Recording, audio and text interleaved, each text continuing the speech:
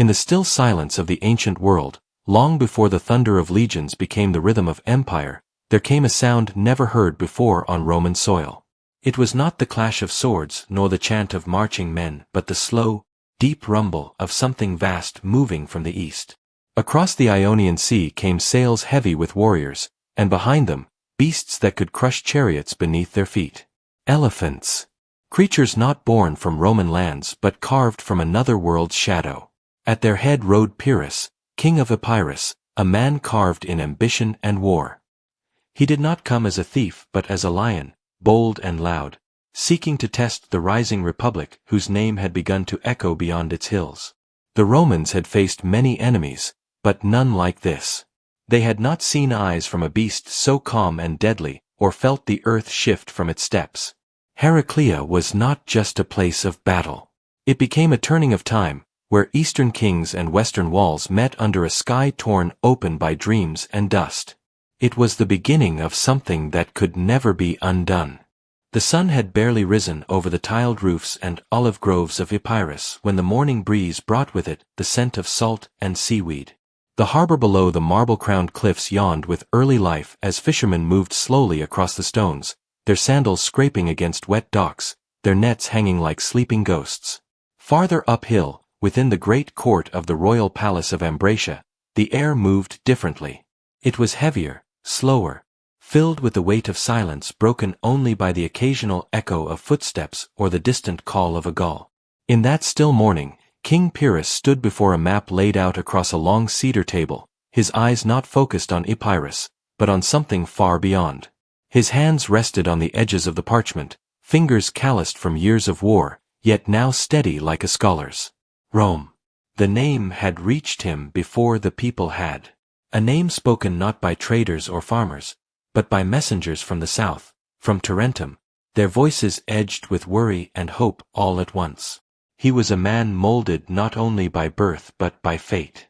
Descended from Achilles himself, as his lineage claimed, he had seen the sharp end of fortune more than once. A prince born into storms, a king not through ease but by reclaiming what was taken. Pyrrhus had known exile before he knew his own throne. He had walked in shadows and held blades in foreign courts, and when he returned, it was not peace that welcomed him, but the ever-hungry breath of war. Yet even after victories won and rivals cast down, there was something unfinished in him. Some echo that never faded. And now, as he stared at the stretch of coastline drawn in black ink, where the Italian peninsula pushed out into the western sea like a defiant hand, he felt that echo stir again. Rome. The name was simple, short, but it carried weight, like a stone thrown into still water. It had not yet touched his land, but it had touched his thoughts. The messengers from Tarentum were not the first to speak of Rome, but they were the first to speak with fear. They had come across the sea, draped in cloaks lined with gold and tongues sharpened by desperation. Their words had spilled across the palace halls like water from a cracked jar. They spoke of treaties broken, of Roman legions moving south with the confidence of men who believed the world would bend beneath their sandals. Tarentum, once proud and rich with Hellenic pride, now trembled beneath the shadow of a republic it once thought distant and uncivilized. Pyrrhus had listened, not with eagerness, but with a stillness that made men uneasy. He was a man who heard more in silence than in speech. The envoys offered gifts, promises of support, ships, coin, and allies. But what caught his interest was not what they offered, it was what they feared. Rome. In the nights that followed, he walked the palace gardens alone. Between columns wrapped in ivy and fountains whispering old stories, he thought not as a king, but as a tactician. The West was rising. The lands beyond the Adriatic were no longer a place of squabbling tribes and fading Etruscan strength. A new force was building there, not under the banners of kings but under the discipline of a republic that did not break easily.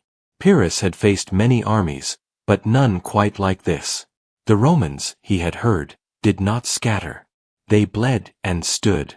They lost battles, but not wars. They fought not for glory, but for endurance. And he, a man who had danced through victories and carried the dreams of Alexander's world, could not ignore the shape of this challenge. It called to the restless spirit within him. A test worthy of legacy. On the eastern balcony of his palace, where marble lions guarded the edge and vines draped over carved balustrades, Pyrrhus met with his closest advisers. The old general Cineas stood beside him, his beard white like early snow and his eyes sharp as a falcon's. He spoke with careful weight, painting Rome as both danger and opportunity. He warned of the long roads the Romans built, the speed with which they raised armies, and the will that drove even their commonest men. But he also spoke of their pride, their inflexibility, their need to control rather than understand. Pyrrhus listened and nodded slowly. He knew such men. He had fought such minds. A republic built on order could be shaken by surprise. And Pyrrhus, if nothing else, knew how to surprise. In the weeks that followed, the court began to change. Blacksmiths were summoned to work deep into the night. Ships were cleaned and measured. Grain was counted, not for winter, but for campaign. The elephants, massive and solemn, were fed more frequently, their tusks polished like ivory swords. Men began whispering across the barracks, speculating not if a war would come, but when. The palace gardens, once filled with dancers and musicians, grew quieter. The air thickened with expectation. Pyrrhus walked through the training yards with the silence of a sculptor studying his stone. He watched as phalanx lines reformed, spears lifted and dropped in rhythm, shields raised like walls. But even as he prepared the forms of battle, it was the unseen war he studied most. What did Rome truly want? What did it fear? Could its heart be shaken before its sword was drawn? Letters began to flow across the sea, carried by fast ships and trusted hands. To Tarentum, to the Samnites, to Lucania and Bruttium. Pyrrhus wrote not as a conqueror, but as a friend. A protector of Hellenic kin. A challenger of oppressors. His words were measured and painted with honor, but beneath the elegance lay steel. He offered his hand, but his fingers held a blade. The replies came with urgency. The Italian allies were ready. They would rise when he landed. They would fight not as subjects, but as brothers. The dream of a united southern resistance took shape, and Pyrrhus stood at the center of it, not by demand, but by design. Yet in the still hours before dawn, when even the palace walls seemed to breathe slower, Pyrrhus often sat alone in the shrine of his ancestors. He did not speak. He did not pray in words. He let the silence of the old gods speak first. Before him stood the statues of warriors long gone, their faces weathered by time, their eyes hollow and eternal. He looked into those empty gazes and imagined what they might ask of him. He knew that legacy was not built by comfort. It was carved by choices that held weight long after the man had fallen. Rome was not just a rival. It was a mirror. A force rising with discipline and purpose, not unlike his own. If he were to cross the sea, it would not only be a campaign. It would be a judgment. The preparations moved forward. Ambratia's harbor, once quiet, now throbbed with activity. Masts creaked in the morning wind. Horses were led in careful steps onto waiting ships. Crates of bronze-tipped spears, coils of rope, amphorae of oil and wine, all moved like blood through veins of stone and wood. And amidst it all, the elephants waited. Their great forms swayed gently, their dark eyes calm, their breath steaming in the cool air. They did not roar or stampede. They simply existed, massive, undeniable, and unfamiliar to the lands they would soon walk upon. Pyrrhus watched them from a stone path above, his cloak fluttering in the breeze, and for a moment, he imagined how the Romans would see them. Not as animals, as omens. The day of departure grew closer. Pyrrhus moved through the city with quiet authority, offering nods to old veterans, placing hands on the shoulders of young officers, walking slowly through temples with sandals soft against the polished floors. The people of Epirus did not cheer as crowds do for festival or marriage. They stood in rows along the streets and watched with something deeper than excitement. They watched with belief. Their king was leaving not for riches or glory, but for a cause that reached beyond borders. He was not only theirs now. He was a name carried by the wind, spoken by those who had never seen his face. And so, the final day before the crossing arrived. The harbor stood like a stage, filled not with performers, but with history waiting to be written. Pyrrhus stood on the cliff once more, where sea met sky in endless gray and blue. The sails below were full, the anchors ready. Behind him stood Cineas, silent as ever. And far across the sea, though no eye could see it, Rome stood waiting. The king breathed in the salt, the wind, the weight of it all. Then he turned, not with haste, but with calm. His voice did not rise.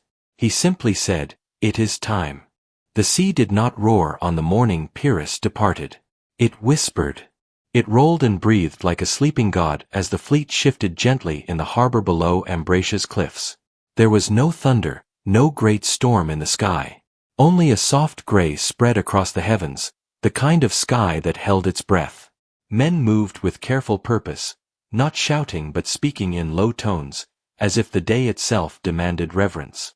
Soldiers checked their weapons without flair, tightened sandal straps, folded their cloaks. The creaking of oars and the flap of sailcloth echoed faintly across the stone buildings. It was not the sound of an army drunk on war. It was the sound of a king carrying the weight of something more than battle. The elephants moved last. They did not hurry. They stepped with patience, their massive forms swaying gently as their feet touched the ramps and planks built just for them.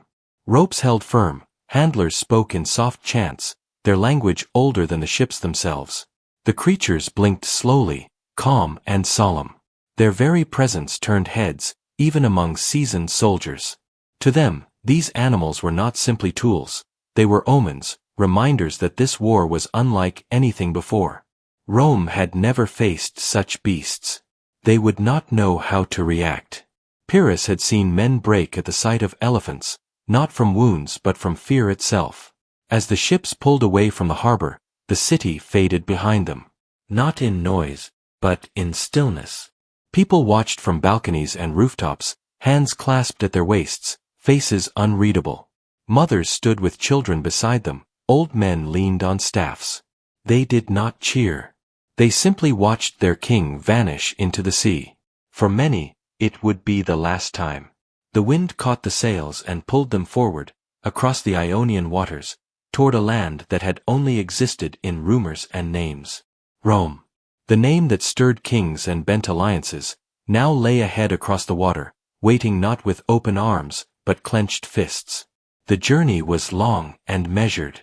Days passed under open sky and the rhythm of waves. Pyrrhus often stood at the prow of his ship, his hands clasped behind him, watching the horizon as if trying to see beyond it. He did not dine often with his officers. He did not rest below deck. He remained where the wind touched his skin and the salt clung to his beard. He listened to the sea and let his thoughts drift deeper than the waters beneath. This war, he knew, was more than a test of soldiers. It was a test of ideas. The Hellenic world he came from had ruled through kings and legend. Rome, they said, was ruled by men, by law, by order, by the people themselves. It was not the Rome of later centuries, not yet an empire. But already it moved with the quiet confidence of something growing. Something dangerous. When at last the dark coastline of southern Italy broke the horizon, it did not rise like a kingdom. It crept forward slowly, a line of green and gray stretching across the sea's edge. The ships turned toward Tarentum, where Pyrrhus had been invited not as an invader, but as a savior. The city gleamed in the morning light, its towers slender and crowned with painted tile, its harbor full of tension. As Pyrrhus stepped onto the dock, the air changed. Not just because of the scent of foreign soil, but because of the way men looked at him. Tarentines bowed low. Some kissed the hem of his cloak.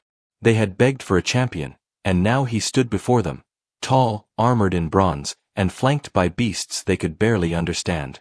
But it was not celebration that followed. It was urgency. Pyrrhus was led through narrow streets where soldiers waited, banners unfurled but stained by recent fear. He listened to governors and generals speak of Roman advances, of roads growing like vines across the hills, of towns once Hellenic, now kneeling to Rome. Pyrrhus did not interrupt. He watched. He noted. He asked questions only when silence became too thick to ignore. The Romans, he was told, moved like roots, slow, but deep. Once they took ground, they did not let go. It was not the speed of their armies that terrified the south. It was their endurance, their unwillingness to vanish. In the evenings, Pyrrhus met with the leaders of the Samnites, Lucanians, and Bruttians. These were not soft men. They bore scars across their arms and memories across their eyes. They had fought Rome before. They had lost. But they had not forgotten. They welcomed Pyrrhus not as a foreigner, but as a weapon fate had sent. Around campfires and stone halls, maps were drawn, lines marked, promises exchanged. Yet beneath it all, Pyrrhus felt the weight of time pressing in. The Romans would not wait. They would not rest. Already, he was being watched. Already, scouts had likely seen the sails, the elephants, the banners bearing his crest. This war would not be one of delays. And so, he began to move. Small detachments tested the land, walking roads, measuring the loyalty of villages, watching how the people responded. Pyrrhus did not march in arrogance. He moved like water, gently but persistently. The elephants were kept hidden, shown only when needed. Their presence alone could stir the minds of 1,000 men. It was not brute force he sought. It was uncertainty. He wanted Rome to wonder, to hesitate, to question what kind of war this truly was. And even as he moved, he prepared. Camps were built not with haste, but with order. Supplies were arranged with precision. Pyrrhus inspected the nails of wagons, the weight of shields, the length of spears. He did not trust luck. He trusted detail. Messengers came and went, dust on their cloaks, urgency in their breath. Rome was indeed coming. The consuls had raised their legions. One was already near, moving south with speed unusual for their kind.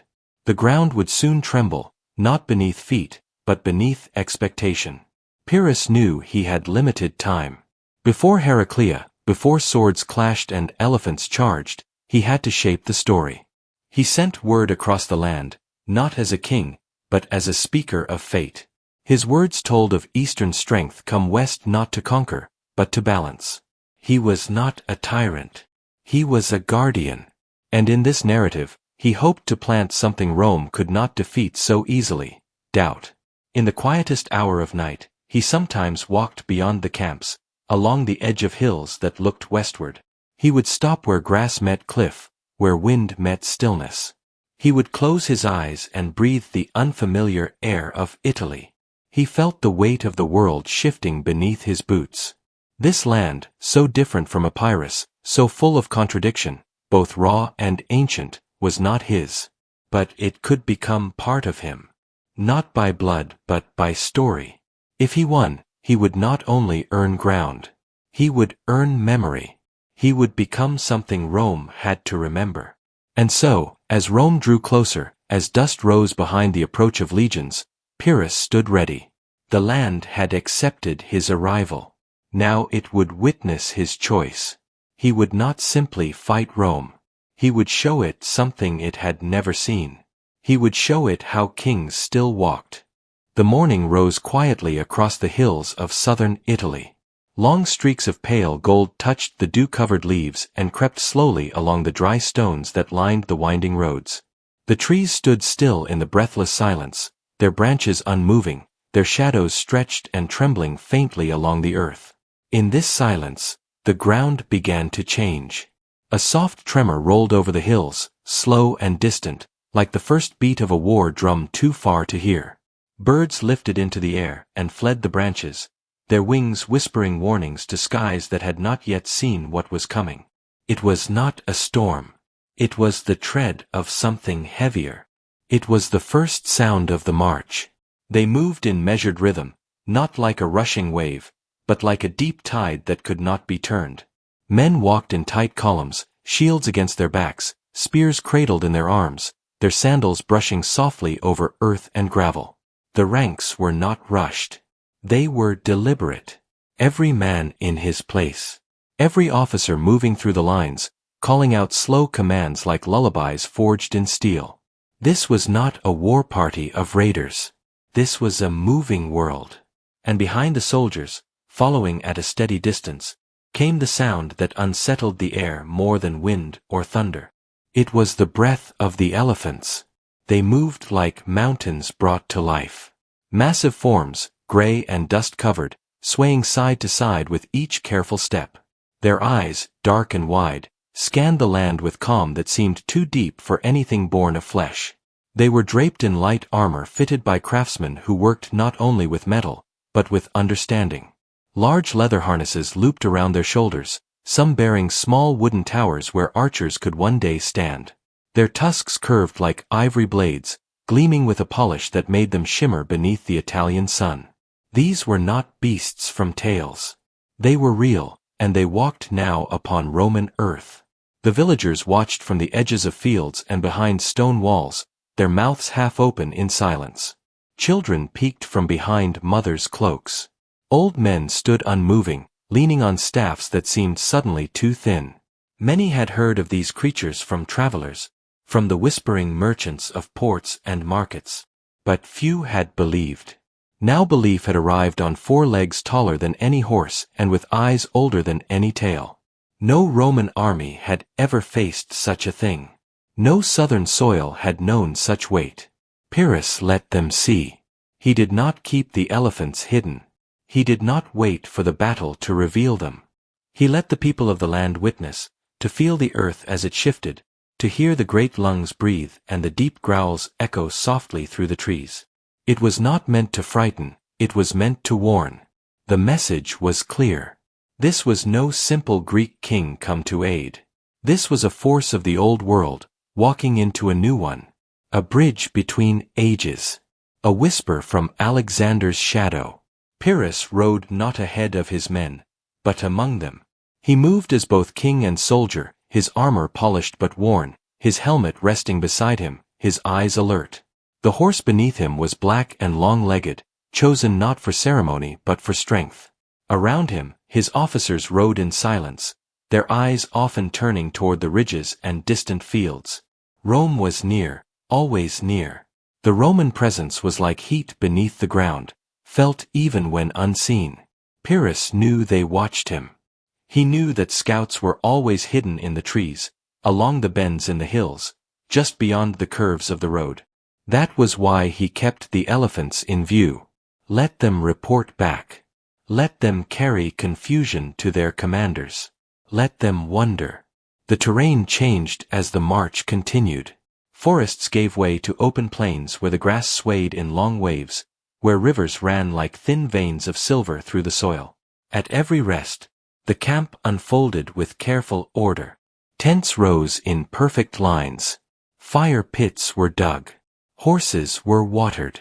The elephants were led to clearings where they could rest and feed in quiet.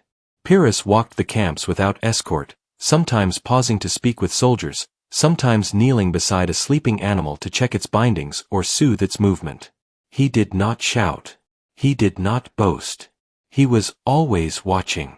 And in that watching, his army found rhythm. The southern allies joined slowly, some in small groups, others in full cohorts. From the Samnite hills came proud warriors with iron rings across their arms. From Lucania came light-footed skirmishers with curved blades and dart-throwers. Bruttian horsemen rode in with weathered cloaks and sharp eyes. They did not arrive as subjects. They arrived as brothers of the march, answering the call not of fear, but of purpose. Each brought word of Rome's movement. Rome was coming. Legions had crossed the river Liris. Roman columns moved like quiet storms, road by road, mile by mile. They came not in haste, but in certainty. The Republic did not rush. It arrived. Still, Pyrrhus did not change his pace. He let the march unfold as it began, steady, focused, slow like water shaping stone. His goal was not to meet Rome in a rush of noise. It was to enter the stage of history with composure. Each step taken was a word in the sentence he was writing across the land. A sentence that spoke not only to the soldiers but to the future. His presence here was not just military. It was symbolic. Greece had returned to Italy, not as conqueror, but as counterbalance. At dusk, When the wind turned cooler and the sky bled into violet, the army stopped and listened. The elephants breathed in chorus, a low sound like wind between mountains. Soldiers sat around low fires, their armor resting beside them, their voices hushed. Musicians played soft tones from hollow flutes. The flames flickered against faces shaped by exhaustion and resolve. Far from the Roman camps, across valleys unseen, men like them did the same. Ate, sat, listened to the dark. But where Roman camps whispered of discipline, Pyrrhus's army carried something else. A feeling not born of drills, but of vision. They knew they were part of something rare. In the final nights before contact, Pyrrhus sat with Cineas beneath an ancient olive tree. They spoke little. The older man watched the fires glow across the hills. He spoke of memory. Of how men forget battles but remember images. Of how stories survive longer than victories. Pyrrhus nodded. He knew the truth of it. History would not record every spear that fell. But it would remember the beasts that walked in silence. The elephants, the march, the king on the black horse, all would become symbols in time. That was why he had come. Not only to win, but to be remembered. And in the final dawn before the valley of Heraclea, the march slowed once more. The land flattened. The scouts returned. The Romans were near. The legions had encamped beyond the river. The enemy had arrived. But Pyrrhus did not hurry. He let the army breathe. The elephants were washed in the river's edge. The men oiled their weapons. Banners were raised not in noise, but in quiet respect. The march was done. The beasts of war had arrived. The sun that rose over the hills of Epirus bathed the land in quiet fire. Mist curled gently over the valleys, draping the world in a hush that felt older than memory. Pyrrhus stood upon the high ridge that crowned the edge of the homeland, his armor catching the low morning light, dulled by days of wind, soil, and seawater. Behind him, the line of the army continued, men and beasts both, stretching down into the throat of the countryside like a river of bronze and dust. The scent of elephants lingered thick on the air, rich with hay, musk, and sweat. Their slow, thunderous breathing gave rhythm to the silence.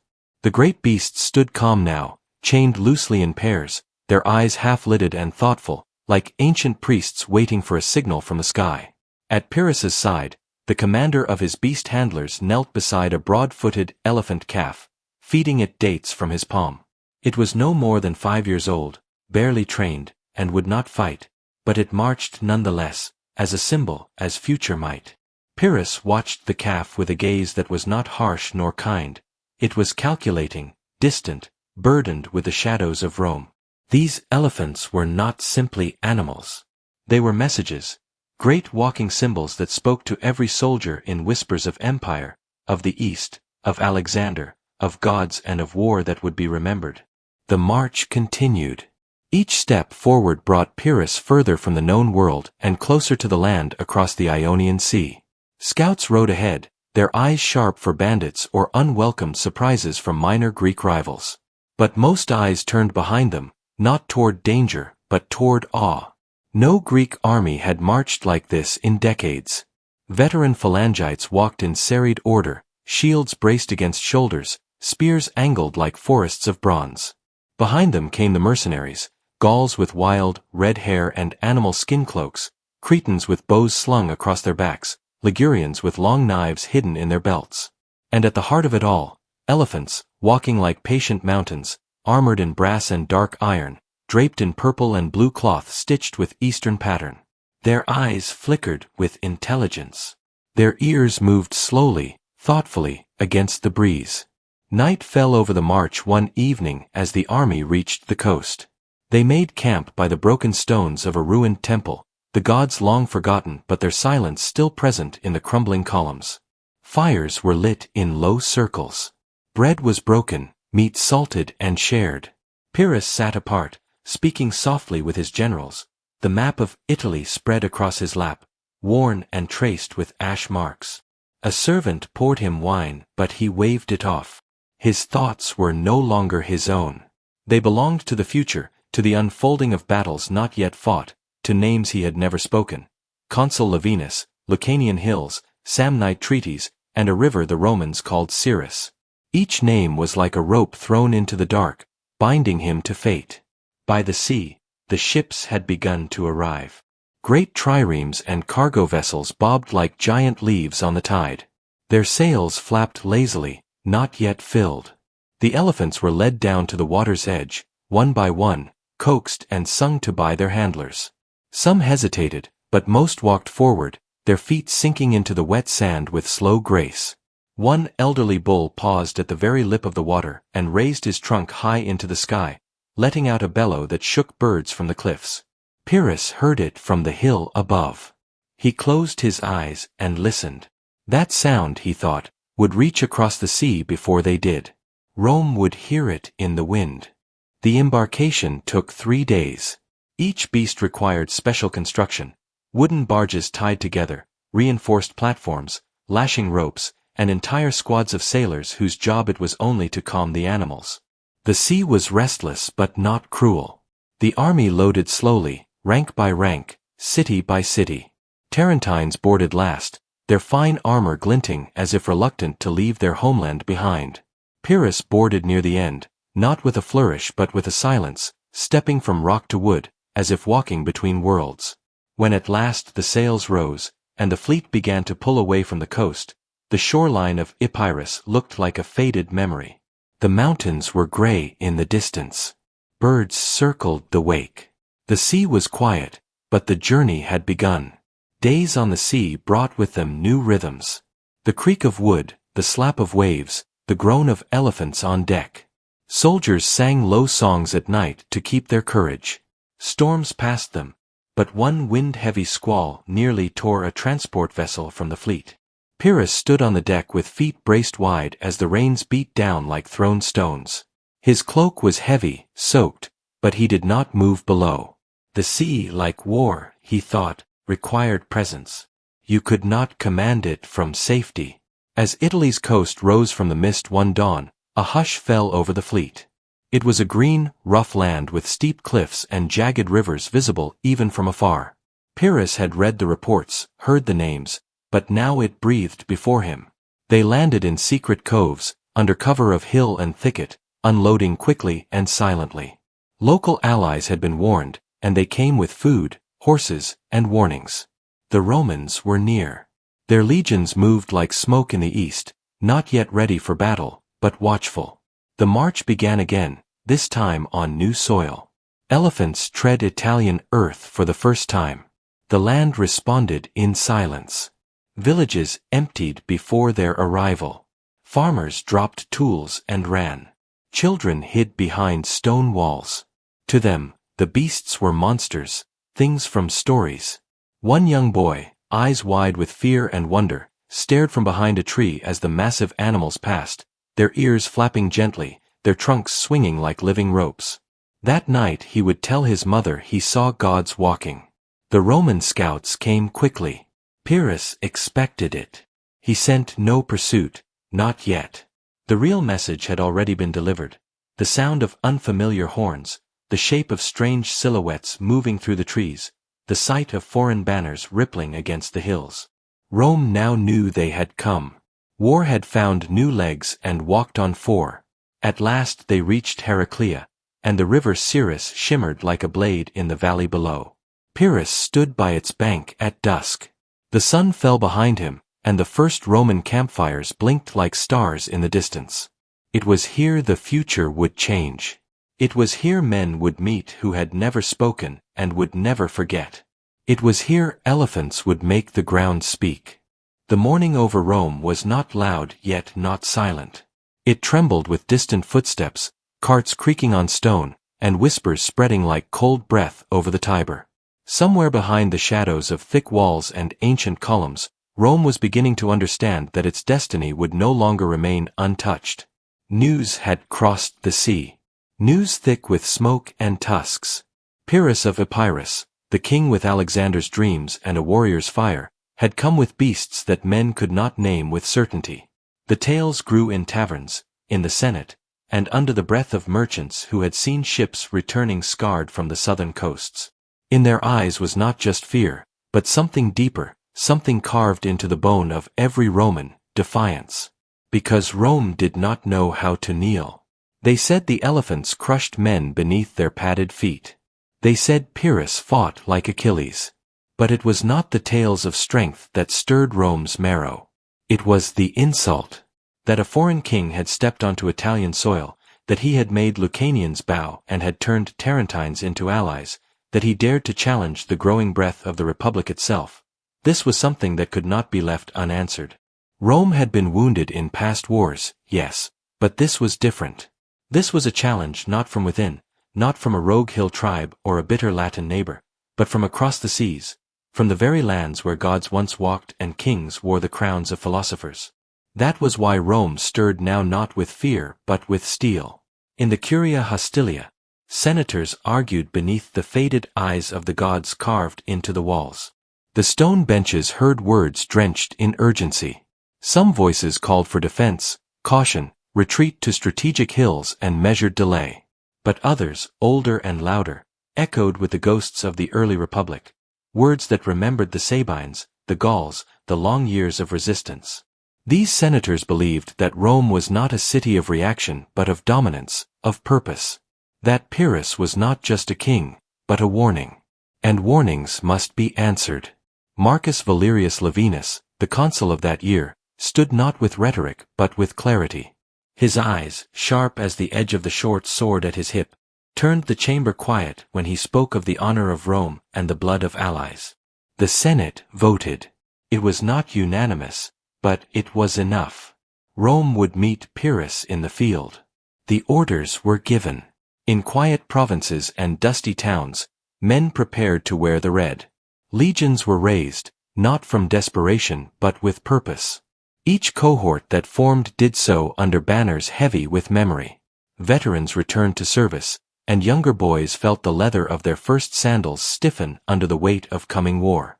Rome had fought many enemies before, but none who brought animals that towered over men or strategies born of Hellenistic schools. Still, the centurions trained their soldiers with the calm fury of experience. The testudo was practiced under sun and rain. The pila were balanced, checked, and thrown in volleys like storms of iron. And in the evenings, fires glowed beside shields as stories were shared, not to boast, but to remind. Rome stood because it remembered. But beneath the armor, there was silence too. A silence that came when one thought of what they would face. No Roman had seen an elephant in battle. The descriptions felt like myth. A beast larger than a chariot, with tusks like spears and skin like bronze. Some scoffed. Others whispered prayers. But most did not care what shape the enemy took, only that they had come to challenge the Republic. And for that alone, they would fall.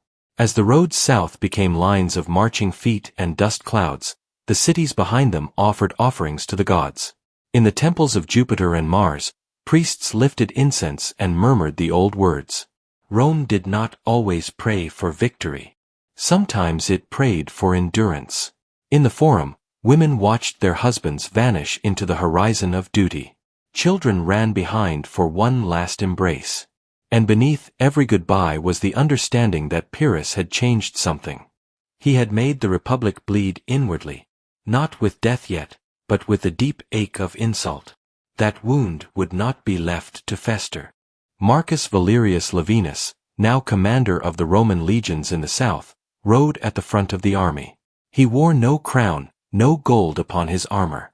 Just the iron of a citizen who had risen through merit, the mark of Rome's quiet pride. As they moved toward the southern territories, toward the lands where Pyrrhus gathered his allies and beasts, Laevinus knew that what they were marching into was not just a battle but a test. Not only of strength but of vision. Could Rome stand before a warlord who styled himself after Alexander the Great? Could it hold against elephants when it had never faced them? Could the citizen soldier defeat the mercenary king? The land rolled slowly as they moved. Hills rose like waves, and the trees thinned into meadows where shepherds watched the red columns stretch toward the south. Messengers brought word of Tarentum, now fully under Pyrrhus's grip. Of Lucanians who wavered, of Samnites who still nursed old hatred. But even then, Laevinus did not slow. He sent scouts, spoke with locals, and remembered the old Roman lesson: control the ground and the enemy will lose his breath. And in the quiet nights, beneath the black sky stitched with stars, the Roman camp did not sleep easily.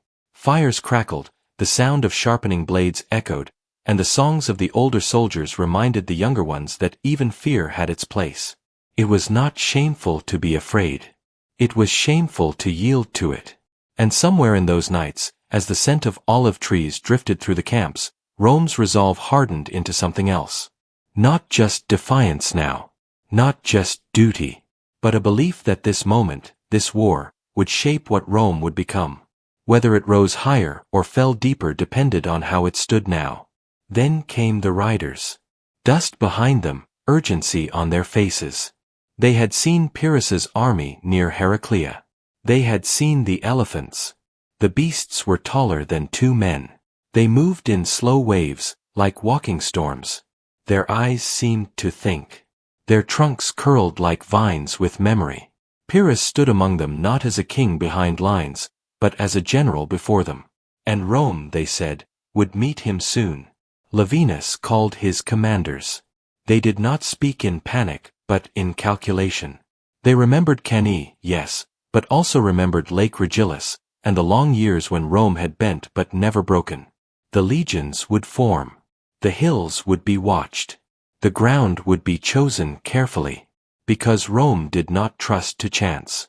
And so they neared Heraclea. The field ahead would be marked in dust and hoof. Rome had not chosen this war, but it would write its reply in iron. The soft hills of Latium glowed beneath the fading sun as news spread across the 7 hills of Rome like a silent ripple through standing grain. The words came not with horns nor the clash of swords, but on parchment, on the backs of hurried riders, through the strained voices of messengers who had ridden from the south without pause. Pyrrhus had crossed into Italy. His elephants had left grooves in the wet southern earth. His banners, stitched with Epirote suns and royal beasts, fluttered in the breeze where once only local warlords had dared claim the high ground. The Senate did not gasp. It did not tremble. It stood still, straight, and ancient, like its stone columns, listening. Then it began to move. The Curia Hostilia was packed before the dawn. Robes rustled softly like reeds in wind. Faces bore neither panic nor scorn. What lit their eyes was older than fear and colder than fire. Rome had seen the Gauls enter her streets, felt the weight of disaster before, and rebuilt herself from that ruin like the ashes that clung to a phoenix's wing. This would not be new. This would not be easy. But this would be Rome's answer. The Republic stood not by the grace of kings or the whisper of gods, but by the will of her citizens forged in oath and law. They would not kneel.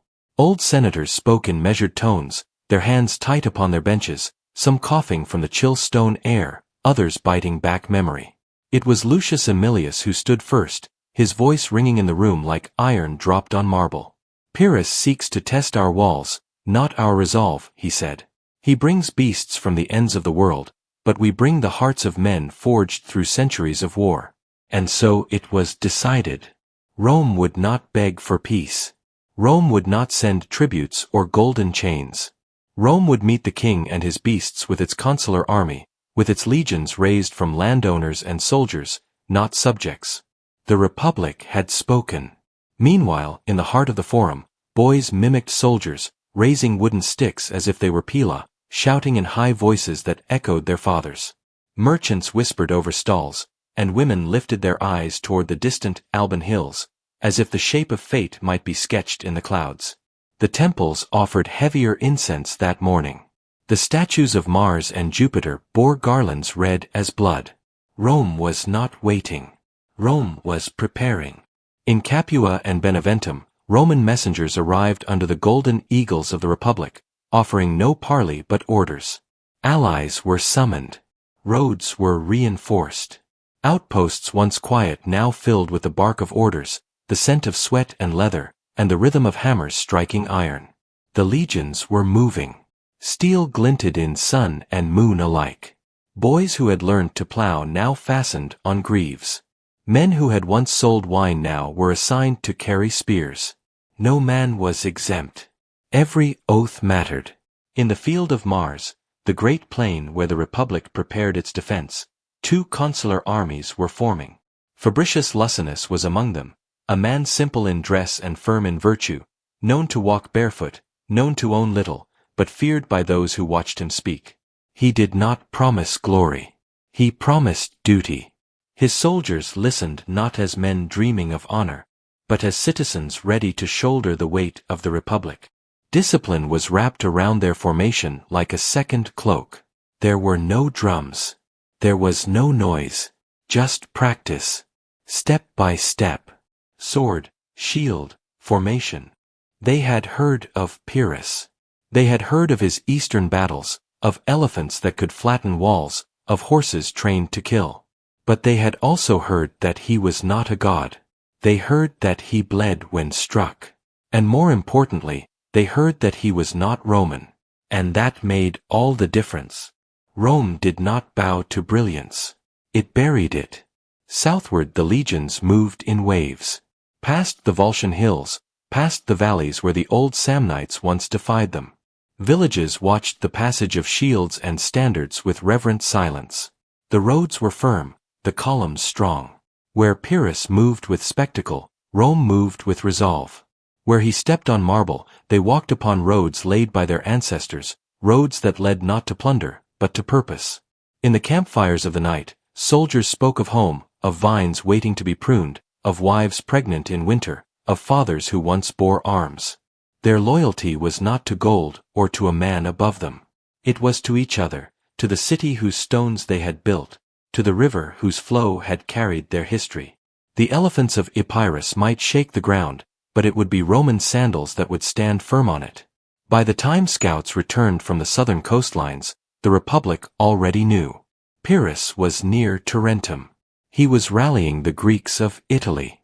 His elephants were being watered by the same rivers that once cooled Roman brows in peace. But Rome was not coming to reclaim land. It was coming to remind every city, every king, every soldier that the Republic could not be moved by fear. The thunder of elephants would be answered by the unshaken step of the legions. On the eve of the coming clash, Rome looked toward the south not with worry but with steel in her breath. In every heart, from child to senator, the words were the same. Let him come. Let him bring all he has. Rome will answer not in words, but in the silence of spears and shields. And thus, the Republic stood tall. The land that would soon echo with the clash of iron was still quiet. The morning stretched long over southern Italy, where dew clung to blades of wild grass and cicadas held back their hum. In this wide-open place near the ancient city of Heraclea, the soil knew nothing yet of war. No footprint had been pressed by enemy boots, no cry had yet pierced the air. But something had changed. Beneath that silence, beneath the wind brushing the olive trees, there was a pause in nature itself, a kind of breath being held. The fields, though bathed in soft light, were watching. The stones lying idle, the wildflowers blooming without worry, all waited without knowing why. Far in the north, in the heartlands of the Roman Republic, decisions had been made with iron resolve. The Senate, alert to the rising shadow of Pyrrhus and his elephants, no longer debated whether war would come. They now asked how long the walls of Rome would remain untouched. Old men with white togas leaned over waxed tablets and unfurled maps, their fingers shaking as they traced the edge of Italy where foreign hooves had landed. They had fought Samnites, Gauls, and Greeks before. But never had they heard tales of creatures tall as houses moving with spears strapped to their sides and eyes that remembered jungles older than cities. The Republic, young and growing, would have to stand taller than ever before. In Rome, the training grounds filled before dawn. Young men who once dreamed of vineyards or public speeches now pressed their heels into the dust and raised wooden shields against one another. Instructors walked the lines, their voices sharp but low. There was a sacredness to their tone, for this was not mere training. This was a prayer made with sweat. Beneath the bronze helmets, eyes searched the horizon not for distant enemies but for the courage to face them. Rome was preparing not just with weapons but with stories, telling each other of the invincibility of the Republic, of ancestors who bled but never bent. Mothers stitched blessings into tunics and handed bread to sons too proud to show fear. The whole city, stone and soul, moved with one direction. Far to the south, Pyrrhus had stopped his march. He stood not in haste but with the patience of someone who understood both time and fear. He had marched with elephants before, across lands with names sung by poets. But now, on Italian soil, he watched new skies and listened to the stillness of the terrain. His army, brilliant in its discipline, pitched camp with rituals older than memory. Tents were raised not just for sleep but for command. Wooden stakes marked the borders of their temporary city. Shields leaned in rows, spears stood like forests, and soldiers sharpened blades not because they were blunt, but because war required rituals. The elephants, restless but obedient, were tended to like kings. Their skin, thick as carved bark, glistened under oil and water. Men climbed their flanks with ropes and whispering words, calming the beasts with herbs and memory. Each animal had a name, though these names were spoken rarely, like sacred verses. They were more than weapons. They were old soldiers of a different kind of war, brought from a land where the sun beat down stronger and the rivers curled like silver threads. They carried the strength of Pyrrhus's homeland and the terror of something Rome had never seen. In the Greek camps, the fires burned with quiet confidence. There was no drunken boasting, no loud laughter. These were men who had fought beside Pyrrhus in Epirus, who had seen the faces of Macedonian kings and followed their leader across mountains. They respected the silence before a clash. Their helmets, curved like moons, gleamed in the morning light.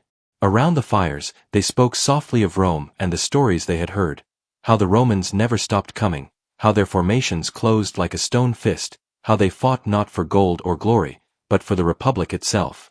Some called that foolish. Others called it frightening. As dusk fell, the colors of the sky melted into rust and fire.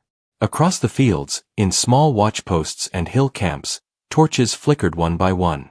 Farmers, those who had not yet fled, held their breath behind closed doors. They watched shadows grow longer, uncertain whether they belonged to man or beast. In a village not far from the planned battlefield, an old woman poured olive oil into a clay lamp and whispered a prayer not to the gods of Olympus but to the spirit of the land itself.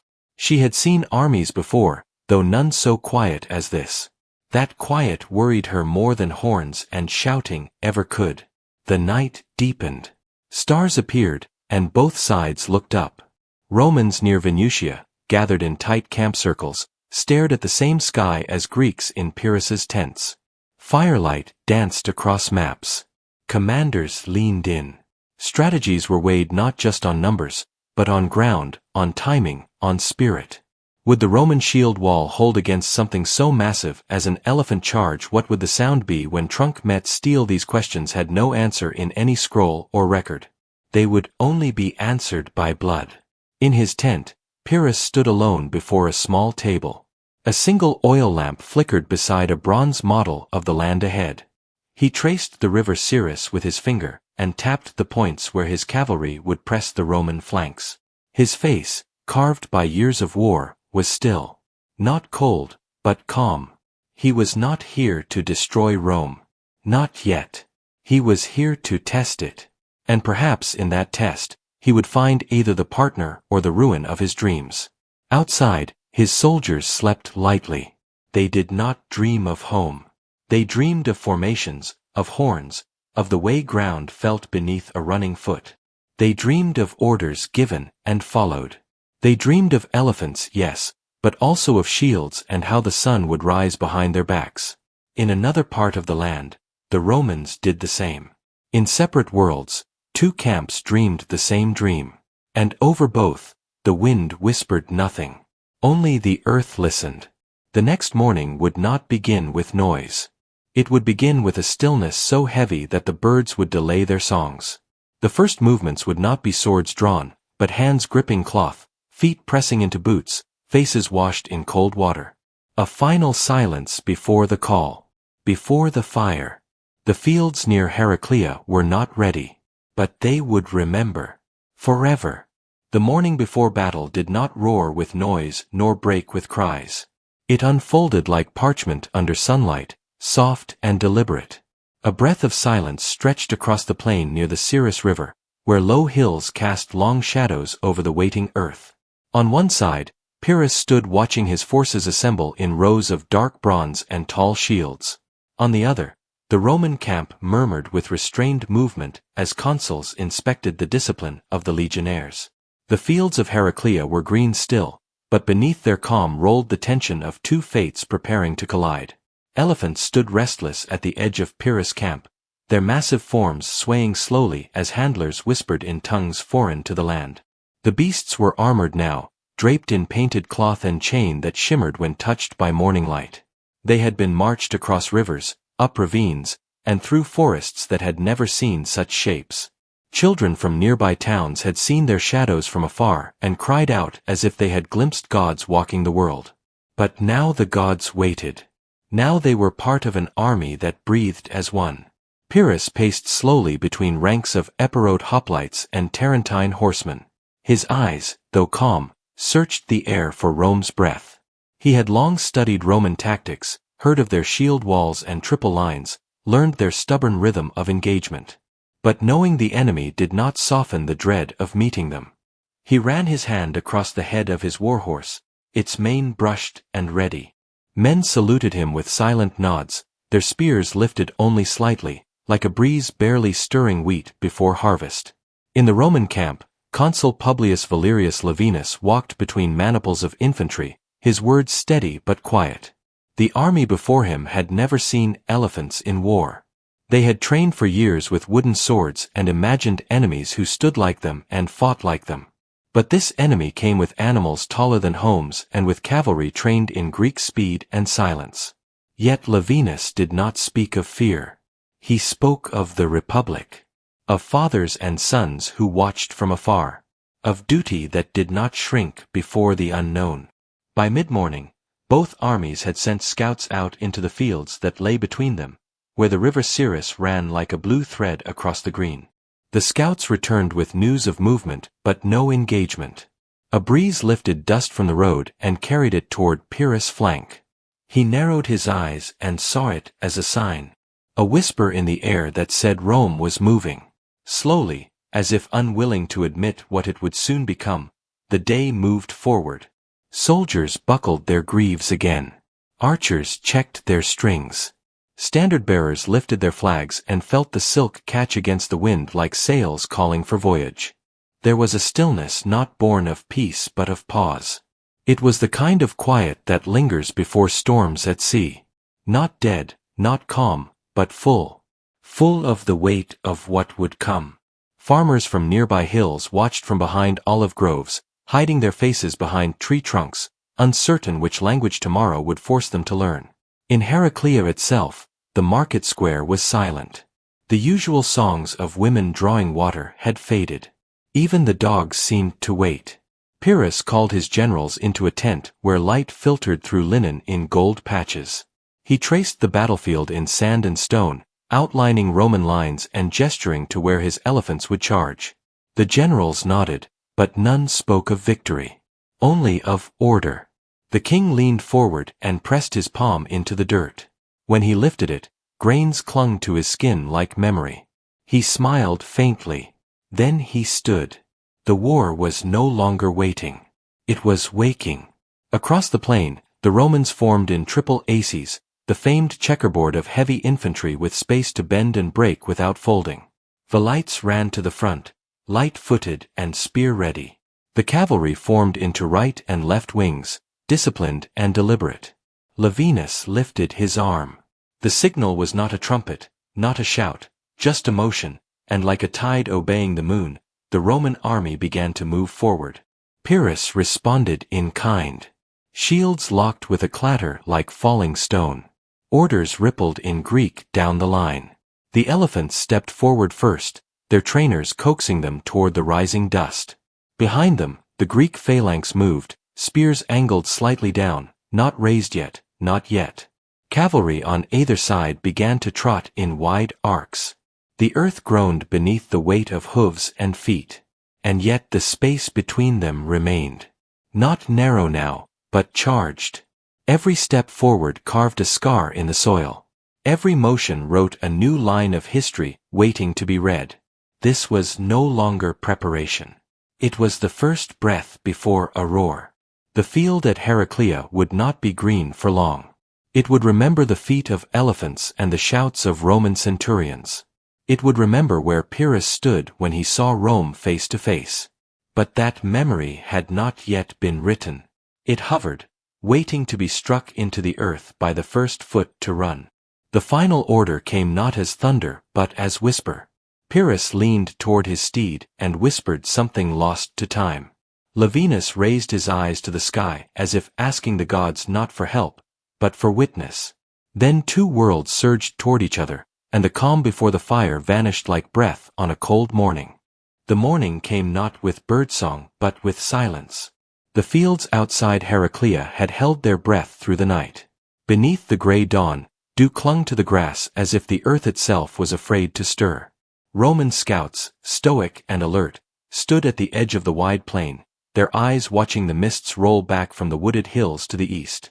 It was from that shadowed path that the wind carried with it the scent of dust, sweat, and animals unlike any Italy had known. The Roman commanders, hardened veterans of previous campaigns, sensed it in their bones. Today would not be like any other day. Across the fields, still hidden by distance and low fog, Pyrrhus of Epirus stirred his men to readiness. He had dreamed of this moment through every step of his long march from the coast. The land he stood upon was foreign, but the rules of battle were not. His generals whispered beside him, adjusting their cloaks against the cold air as Pyrrhus surveyed the field. His eyes were drawn not to the plain but to the low rise in the distance, where he imagined the eagles of Rome would soon appear. He believed in fate, and this moment, this clash, felt written long before any of them were born. He rode along the line of his soldiers, his voice calm and composed, speaking not of Rome's strength but of his men's courage, of the long road they had taken, of home waiting behind them. Greek phalanx lines stood tall, spears shimmering like frozen reeds in the pale light.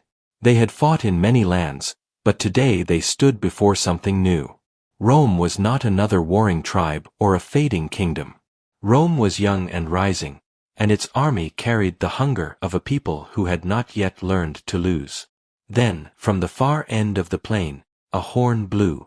Deep and long, it was the sound of an army that had come not only to fight but to endure. Roman legions appeared in the distance, rising over the small hills like a tide of red and steel. They marched in disciplined lines, their rectangular shields gleaming and their faces hard with purpose. They were not shaken by the size of their enemy. They were not distracted by the mystery of the unknown. They had heard rumors, of course, that Pyrrhus had brought beasts from the east, monsters clad in iron. But Romans were not raised to flinch at shadows. They were raised to hold the line. The space between the two armies began to narrow. Officers gave quiet commands. Standard-bearers lifted their eagles and insignia high. The air between the two forces crackled with coming violence. Footsteps muffled by earth became clearer as each rank took position. The fog had thinned now, revealing the full extent of Pyrrhus's army. Lines upon lines of hoplites, archers, and cavalry were arrayed with beautiful geometry. And behind them, deep in the rear, something stirred. Trees swayed despite the wind being still. Then, the ground trembled. It was not a trick of the earth. The tremor returned, and this time it moved through the legs of men and horses. A low bellow echoed over the plain, long and ancient, unlike anything most had ever heard. Roman eyes widened slightly, not in fear, but in the sharpness of alertness. Pyrrhus smiled from beneath his helm. It was time. Out of the cover of the trees emerged the shapes that had haunted Roman campfires in recent days. Elephants, armored and massive, lumbered forward in slow, thundering steps. They carried towers upon their backs, from which archers and javelin men peered down like gods of war. Each step crushed stone, and the beasts snorted clouds of warm breath into the morning air. The sight alone shifted the mood of the field. Men on both sides gripped their weapons tighter. This was no longer a clash between equals. This was something new. For Rome, elephants were legends from scrolls or the far ends of the world. For Pyrrhus, they were tools of terror, brought not only to kill but to shatter formations before steel ever met steel. He had seen what panic could do, and panic was what he intended to unleash. Roman commanders quickly adjusted their ranks. Orders passed down the lines, calm but sharp. Triarii were pulled back while velites, the light infantry, were moved to the front. The Romans would not break formation. They had seen fire, siege, and desperation before. What they had not seen, they would face as they faced all else, shoulder to shoulder, in the shape of a square, in the rhythm of their discipline. The sky grew brighter. The sun had now cleared the horizon, and with it the full shape of the battlefield revealed itself. Hills to the north, forests to the south, a river not far beyond. It was a stage built by time for a moment written in war. The trumpets sounded again, from both sides now. Pyrrhus gave the signal with a raised spear. His horse reared slightly beneath him. His officers moved. The lines advanced. The great march began not with the rush of attack, but with the steady rhythm of inevitability. Pyrrhus's infantry came forward first, their shields interlocking in a solid wall of bronze and leather. Behind them, the archers stepped into range. Roman lines tightened, forming near-perfect rectangles with disciplined precision. The first exchange came as a wave of arrows flew from the Greek side, arcing high and blackening the sky for a moment before falling into the waiting shields of the Roman front. Then came the answer. Roman pila, heavy throwing spears, were hurled in coordinated fury. They struck shields, helms, and gaps in armor. Some of Pyrrhus's front ranks staggered, but the line held. The true test was still to come. With a mighty roar from the Epirote officers, the elephants were unleashed. The ground quaked again as the beasts charged forward. They moved like slow thunder, each footfall breaking the earth beneath them. Trumpets on their backs screamed into the field. The archers atop them loosed arrows downward, while the beasts' tusks were clad in metal and bloodthirst. Roman velites surged forward in response, throwing their spears with desperate fury. Some struck true, cutting into thick gray hides or the legs of the riders above. But the elephants did not stop. They kept coming. The Roman front line braced for impact. The battlefield stretched like a burning scroll beneath a smoldering sky, littered with men who no longer remembered their names and flags that no longer waved. The clash had reached its boiling point, and the flat plain of Heraclea now quivered under the weight of what history would remember not just as war, but as a storm of creation and undoing. The elephants, colossal beasts of gray muscle and tusk-bound rage, had plunged deep into the Roman lines, their feet sinking into the mud that was no longer only earth, but a blend of blood and shattered bronze. Every swing of their armored heads tossed men like dolls, and every forward step pulsed like thunder beneath the sandals of the living and the dead alike. Gaius Laevinus, once firm in his Roman pride, found himself shouting orders with a voice no longer steady. The shields of his legionaries, smeared with ash and gore, cracked against the sheer weight of beasts they had never trained to confront. They stabbed and pierced and screamed, swords reaching for throats they could not see, spears snapping like branches against the leather-clad legs of war elephants. And yet, within that chaos, Rome did not scatter. They bent, they cried, they died, but they did not yield. The standard still stood, crooked and clutched by hands trembling not with fear but defiance. The sun passed its midpoint, turning the dust to gold and the blood to wine in the shifting light. Behind the chaos, Pyrrhus stood cloaked not in shadow, but in silence, his lips parted not for command but awe. He had unleashed his monsters, and they had answered, but he saw, too, that Rome was no chorus of cowards. Their ranks, though crushed, reformed. Where elephants pushed, men yielded like water but then surged again like a returning tide. His heart, shaped by the proud lineage of Achilles, did not fear. It admired. One elephant, struck with a trio of javelins along its flank, bellowed with an agony that cracked through the noise like a temple bell. In its fury, it swung its tusks wildly, slamming a cohort of young Roman soldiers into the ground with a sound that did not belong to this world. Its mahout, wounded but still atop, tried to steer it away from the friendly ranks, but the beast no longer listened. It bolted leftward, crashing into Pyrrhic hoplites and scattering them like wheat before the blade. Pyrrhus closed his eyes just once, then gave the signal to let it go. He would mourn that animal later. War was not the place for grief. At the front, Decimus, one of Rome's youngest centurions, found himself face to face with an enemy older than fear. An elephant, wounded but towering, pressed toward him with blood-misted eyes. His comrades had fallen. His shield was cracked. But in that moment, he did not retreat. He knelt, placed his short blade upward, and whispered the name of his mother. The beast lifted its foot, but an Epirote's spear from the flank struck its eye, and it veered away, shrieking into the carnage. Decimus fell back, panting, not knowing if the gods had spared him or if death had simply not found time. From the rear lines, the Roman cavalry tried once more to swing around the beasts. They avoided the charging centers and moved along the flanks, darting like falcons between the trees and smoke. But Pyrrhus had seen them. He had trained his Thessalian cavalry not for beauty, but for control. As the Roman horsemen advanced, he released them, armored men with curved swords and hearts of marble. The clash was sharp and brief. Hoofs flew, men fell, and the dust swallowed them whole. Meanwhile, archers from both sides continued their silent chorus.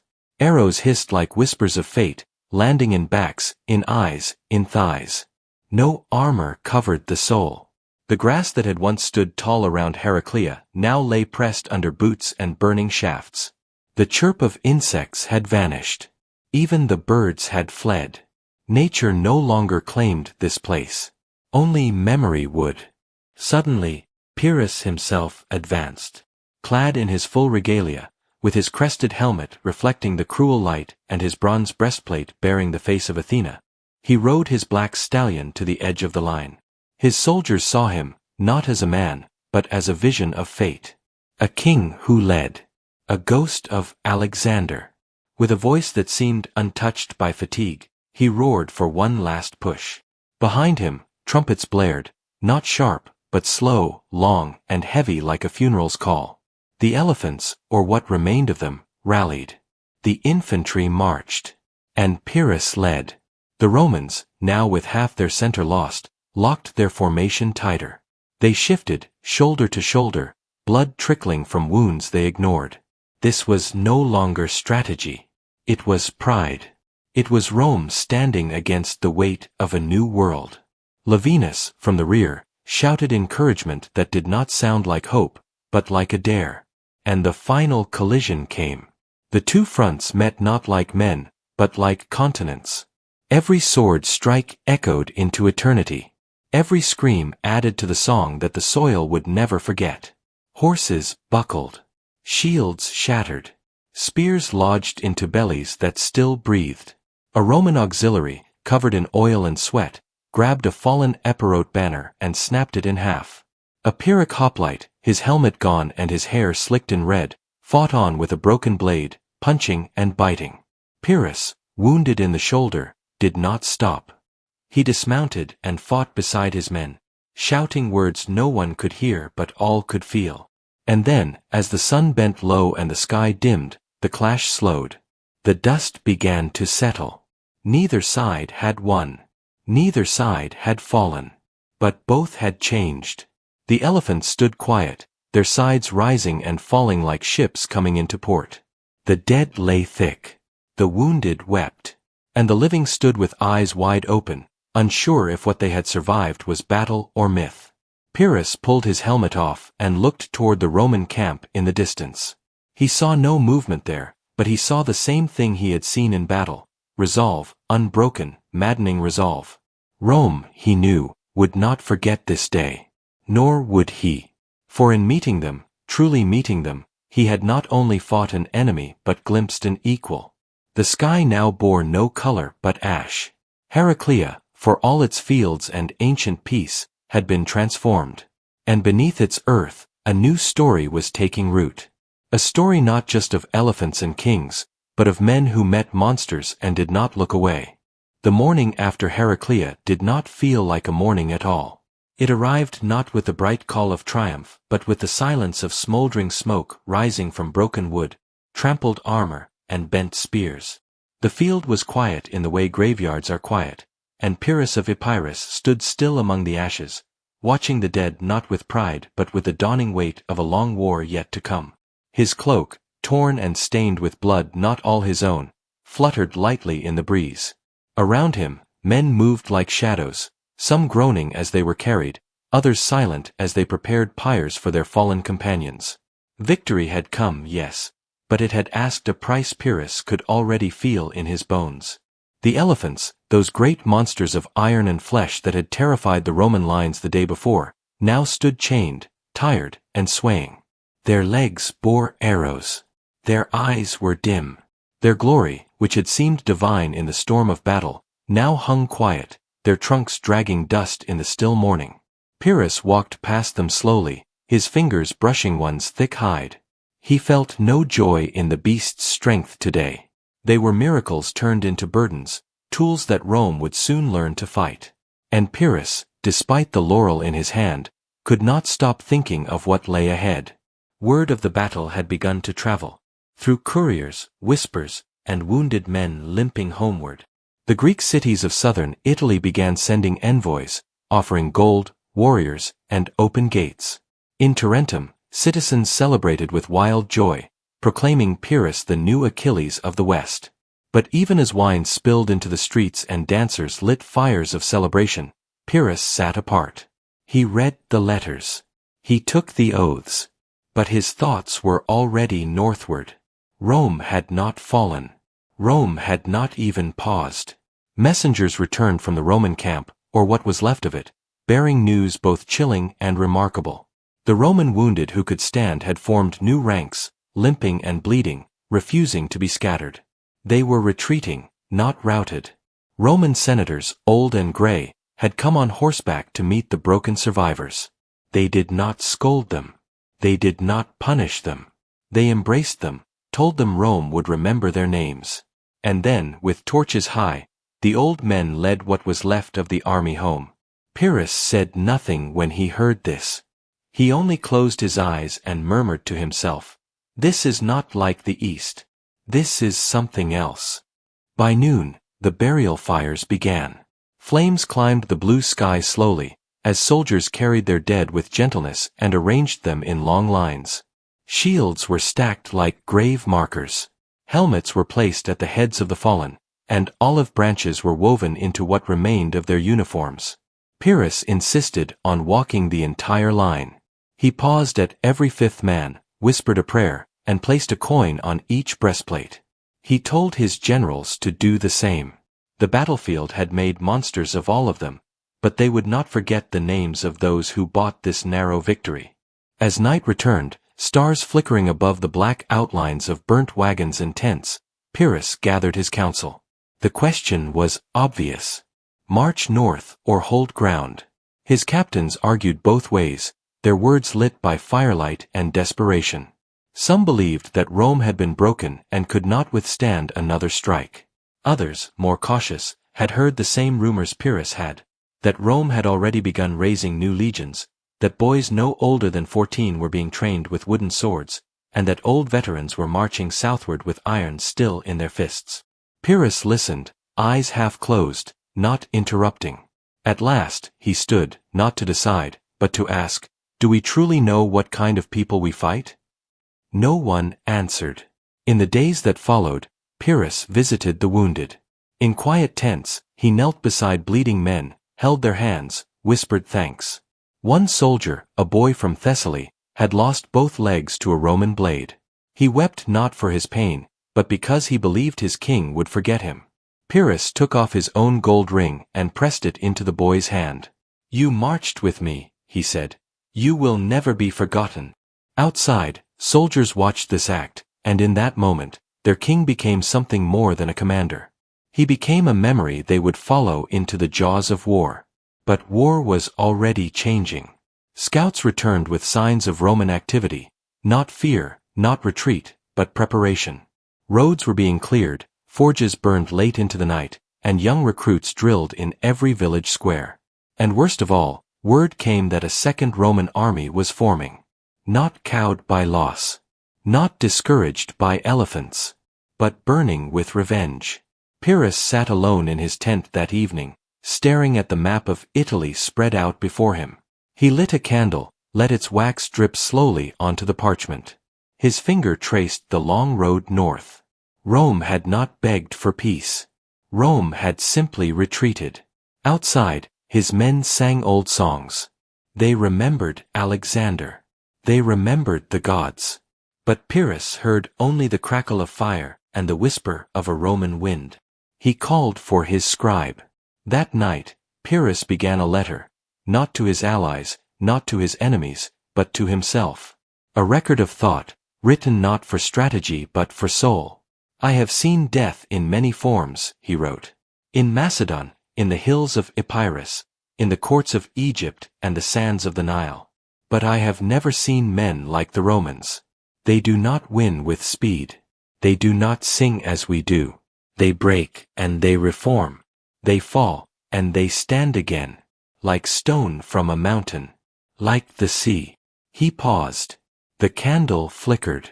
If victory tastes like this, he wrote, then I wonder how bitter defeat must be. The days stretched. Camp was rebuilt. Weapons were repaired. But no celebrations came. This was not the kind of war that allowed joy. It was not conquest, not the sweeping glory of a young hero claiming foreign lands.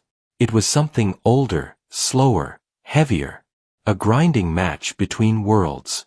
When the rains came, they came hard. Rivers flooded. Roads turned to mud. Tents collapsed under their own weight.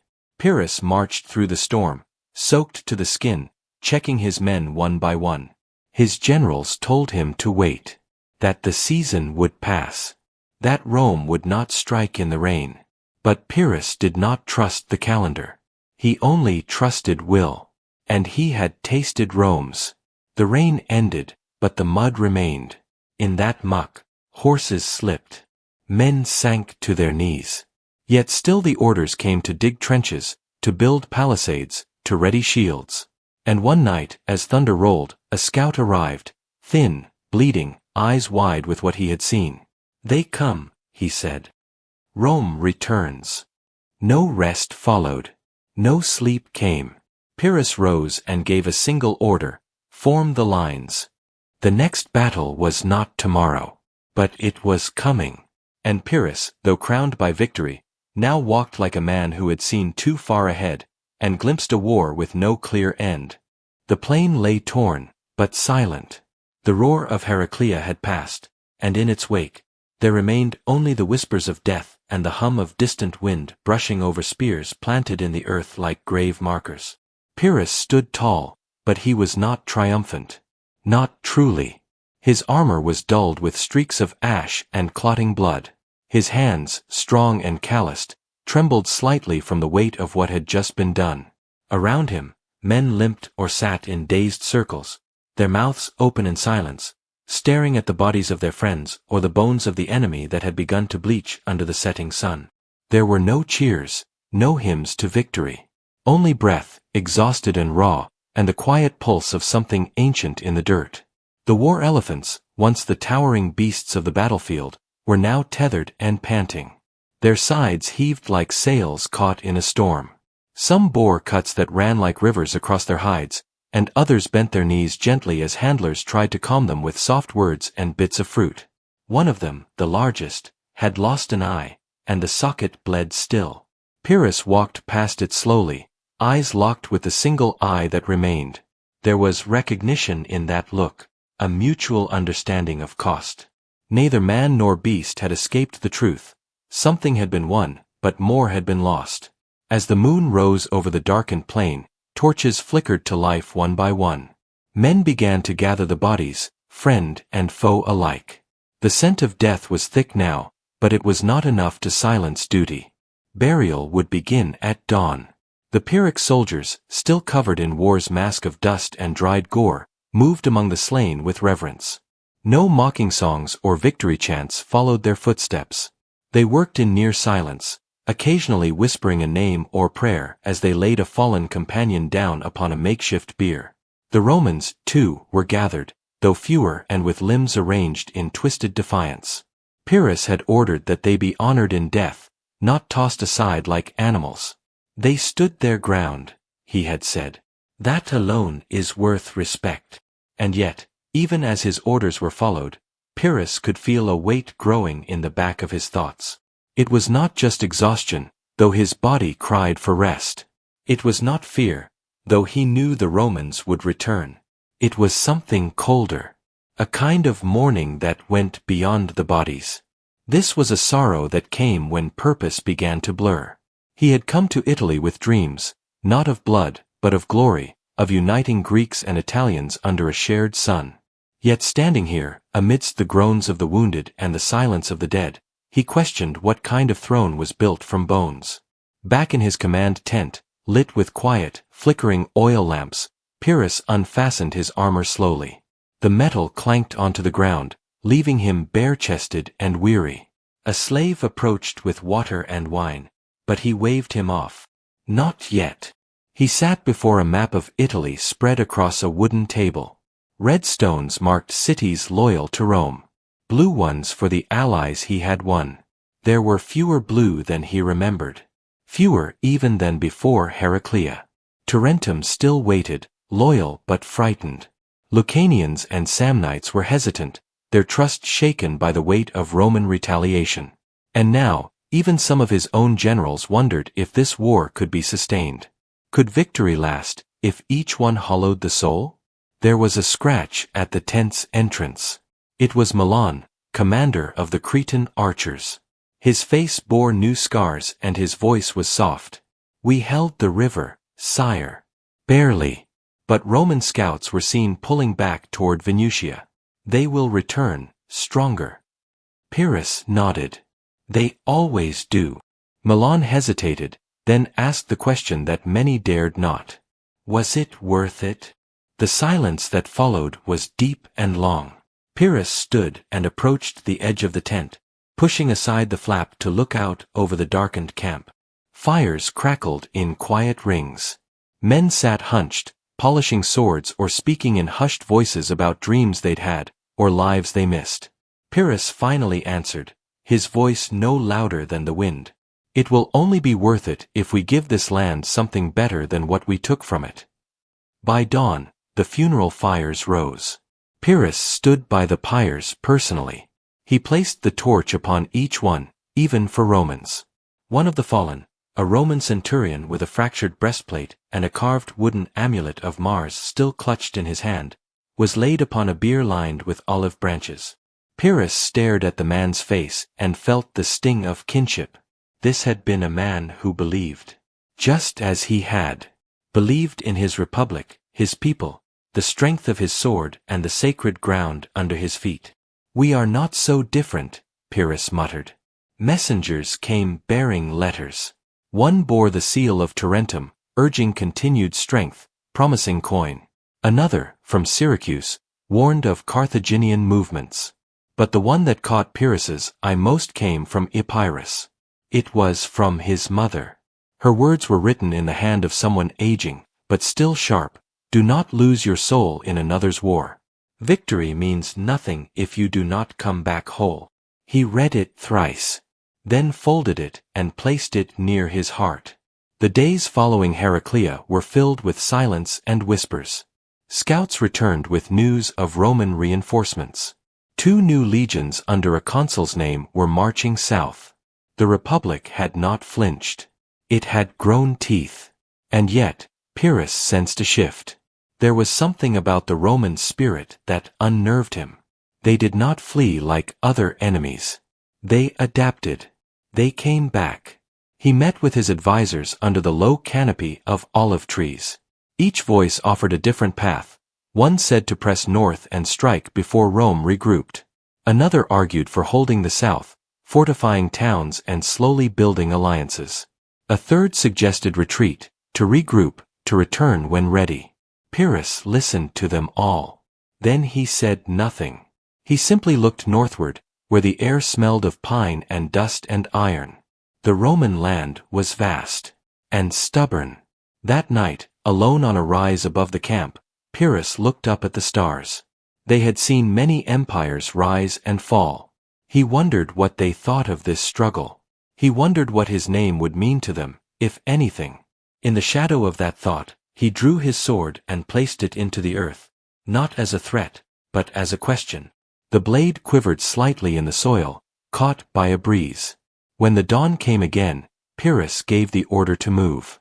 Northward. Slowly. Cautiously. But with purpose. Rome was not defeated. But nor was he. Not yet. And if he was to fall, it would not be in retreat. It would be with open eyes and a sword raised not only for conquest, but for legacy. He passed once more by the war elephants. Their wounds had begun to heal, but their eyes still bore memory. He placed his hand gently on one's flank. "We keep walking," he whispered. And so they marched. East of the river. Past the fields still stained with war. Into a world that would remember this battle not for who died, but for how it changed the breath of history. The dawn did not arrive gently over Rome. It came gray and heavy with memory, with echoes of battle cries from far across the sea, and with the slow tolling of a city trying to understand the shape of its own survival. The fields outside the city had not yet bloomed after winter's clutch, and the Tiber rolled sluggish and brown through a Rome that was wounded, but not broken.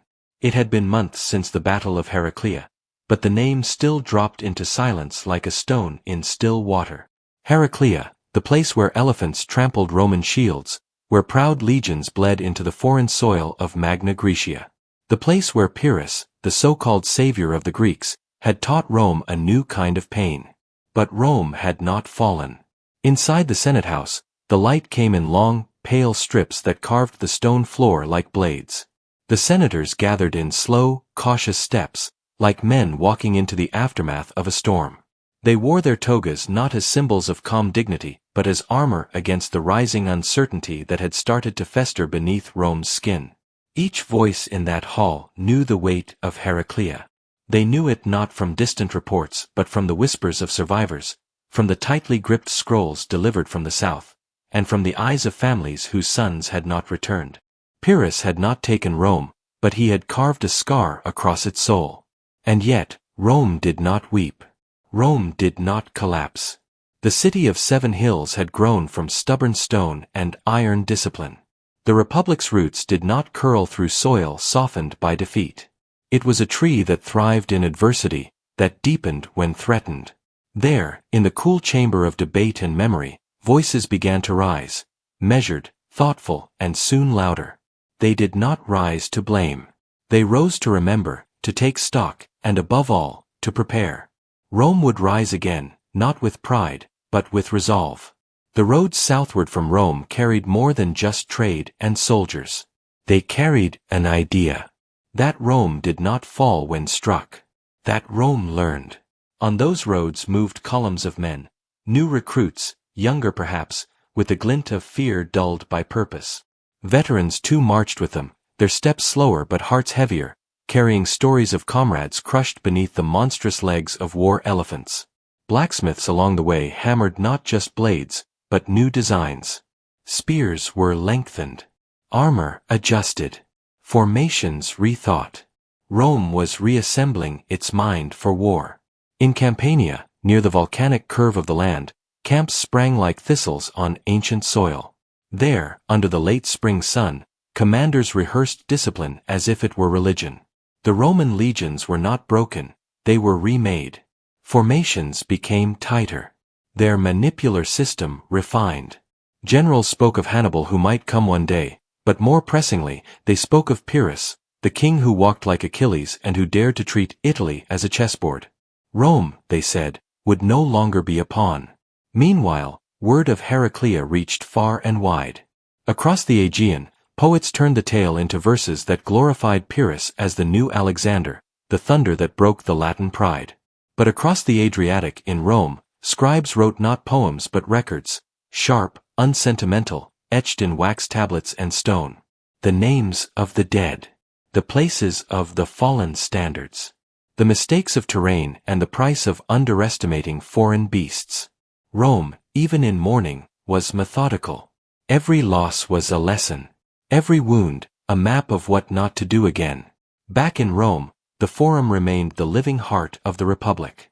There, children ran unaware past statues of gods and men whose names were now less comforting. Mothers laid flowers at the altars, not in worship, but in remembrance. And beside the temples, old men told stories. Not just of Heraclea, but of wars before, of of the Gauls who once burned the city. Rome had always rebuilt. This time would be no different. Rome, they whispered, never truly loses. It only waits to return stronger. In the shadows of this revival, one man stood quietly shaping the future. Manius Curius Dentatus, recently appointed consul. His eyes held the storm of Heraclea in their depths, but his back was straight with purpose.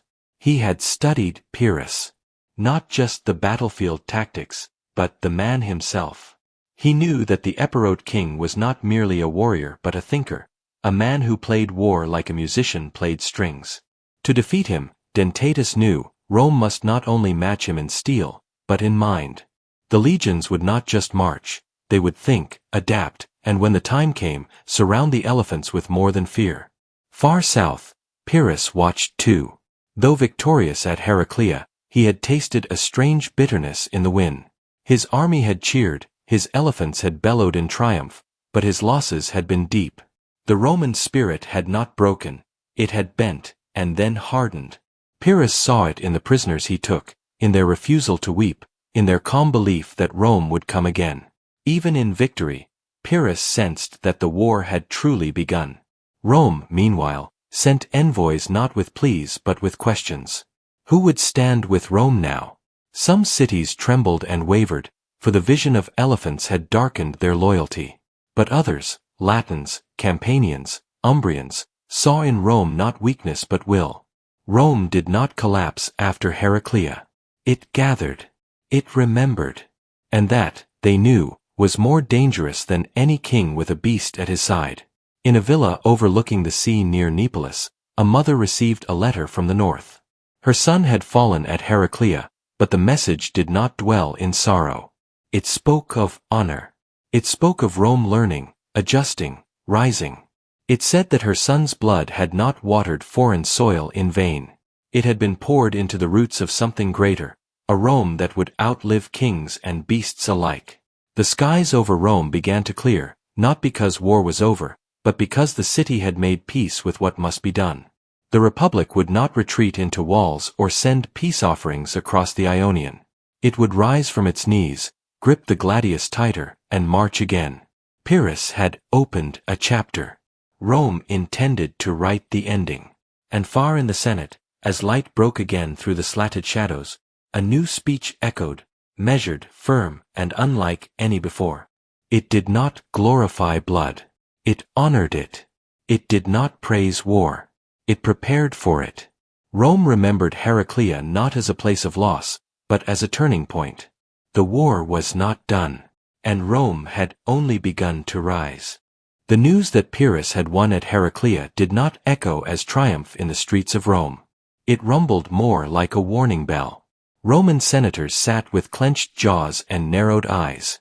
The great beast from the east had struck with all the power of foreign kingship, monstrous beasts, and golden armor. But Rome was not a city that broke in the face of pain. Her people remembered. Her generals recalibrated. The Republic, unlike monarchs, did not move with a single voice, but when wounded, it always bled toward vengeance. Slowly, methodically, inevitably. The survivors of Heraclea limped back to the city, their shields broken, their pride cracked like split stone. Yet they spoke not of cowardice or doom. They spoke of elephants, of screams, of Pyrrhus, king of Epirus, riding like a hero from Homer's pages. The Senate listened. And then, without grand declarations or royal tears, they stood and prepared again for war. Rome never wept. Rome built. Inside the Senate, stone pillars held the whispers of elders. Fabricius and Coruncanius stood before the rest, not pleading, but planning. They had seen what Pyrrhus had done. The brilliance of his phalanx, the might of the Epirot cavalry, the terror sown by the elephants.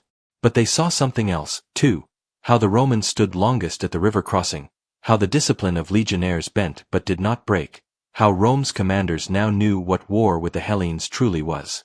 Pyrrhus, meanwhile, healed his wounded in the south.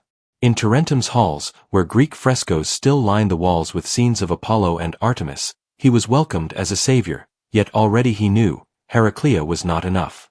The Romans were not like other enemies. They had not begged for peace, sent golden bribes, nor burned their own cities to save their temples. They had retreated, yes, but with purpose.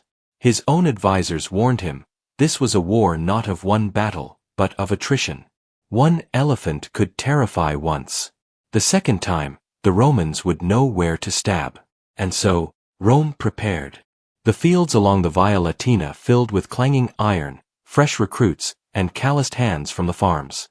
Every death at Heraclea had ignited 3 new vows in its place. Men spoke of vengeance not in oaths, but in practice formations and rebuilt supply chains. Engineers studied elephant corpses left behind, learning their height, their weak flanks, the panic in their eyes when wounded. Rome was not trying to match Pyrrhus in grandeur. It was learning how to outlast him in grit. Soon, envoys were dispatched. Rome's allies, though shaken, stood firm. The Latin League provided levies. Etruscan settlements, once lukewarm, hardened in loyalty. Even some Samnites whispered of Rome's steel resilience. The network that Pyrrhus had assumed would unravel, instead thickened around the Republic like a woven shield. Meanwhile, in Epirus, news returned of the king's struggle. Macedon remained fractured. Syracuse eyed him as a hero one day, and a threat the next. Pyrrhus, though kingly in every movement, could not escape that he was a stranger in Italy. The Tarentines loved him, but they also feared how long he might stay. His victories made him divine, but also dangerous. In one moonlit evening, Pyrrhus stood upon a terrace overlooking the Ionian Sea. His spear rested beside him like a sleeping dog. A slave approached with wine, but he waved him away. Below, the fires of his army dotted the hills like constellations fallen to earth. He knew Rome would return. And this time, they would not be surprised. He would need more than elephants. He would need alliances, intelligence, and timing. Winter passed. The bones of Heraclea grew cold beneath the dirt, but the fire they had kindled still burned. Spring arrived, and with it, Rome's vengeance marched. The new consuls, eager and tempered, led vast columns south. Every soldier now bore memories of Heraclea, whether firsthand or through the tales etched by survivors. Rome came not just with swords, but with something Pyrrhus had not yet truly faced, hatred forged into discipline. The next battlefield would not be the same. At Asculum, where rivers again cut through forests and fields, the two forces met once more. Pyrrhus deployed his phalanx, stretched like a silver wall across the plain, its sarissas gleaming. His elephants stood again at the flanks, banners fluttering atop their towers. His cavalry shimmered, their bronze masks glinting under the sun. But the Roman line was different this time. More spread, more flexible. Their maniples no longer charged blindly. They baited. They shifted. They adapted. Rome had learned the language of Hellenic war and twisted it into something their own. When the horns sounded, and the ground trembled once more under elephant feet, the Romans did not break. They formed corridors, traps, and hammer formations. Flames and darts rained upon the beasts. Some elephants turned, crashing into their own lines. Others were brought down with axes and firepots. Pyrrhus saw it all from his chariot and felt the weight of Heraclea slip from his shoulders. The battle raged for hours, into dusk. Both sides bled. Both sides stumbled. Pyrrhus won, but not truly. His army held the field, but his losses were deep. Officers dead. Horses scattered. Elephants maimed. When the sun fell and fires lit the dead-strewn fields, Pyrrhus whispered words no Hellenic king ever wished to say, "Another such victory, and I am undone." Rome had not only fought but endured. It was no longer about winning battles, it was about surviving enough of them. Pyrrhus realized he was waging war not against a king, but a machine. One whose gears, senate, people, land, law, could grind through pain and rebuild as if nothing had happened. Even now, as he watched his wounded limping back to camp, he knew Rome would return again. And Rome did. It rose from each defeat with new eyes. Heraclea had been the warning. Asculum was the awakening. The next steps would be Roman ones. Pyrrhus, despite all his brilliance, stood alone in a world where republics were beginning to speak louder than crowns. He had brought fire to Italy, but fire fades. And Rome remembers. The sun did not rise gently that morning. It struggled through the breath of smoke, lifting its pale eye above the broken trees and bodies that had watered the soil. Heraclea had become more than a name. It had become a place where myth marched in flesh, where kings dared the republic, and where elephants thundered not in legend, but on Roman earth. The field still trembled, not from movement, but from the echo of what had passed, a day when Rome bled but did not fall. Pyrrhus, crowned in sweat and splattered in valor, had tasted the wine of victory, yet he sipped it with the tight grip of foreboding. He had seen the Romans break, but not bend. He had seen them fall, but not vanish. These were not men who vanished. They learned. They remembered. And as the night closed in over the wounded world of Italy, he knew Heraclea was only the beginning. The beasts he brought from the east had carved fear into the Latin heart, but the Romans would answer. They always did. Not in one battle. Not in one year. But in waves that did not break. In stones that did not crack. Some victories weigh heavier than defeat. And as fires dimmed on the battlefield, only one truth remained etched in the air above the corpses and the cracked armor. Pyrrhus had won, but Rome had endured.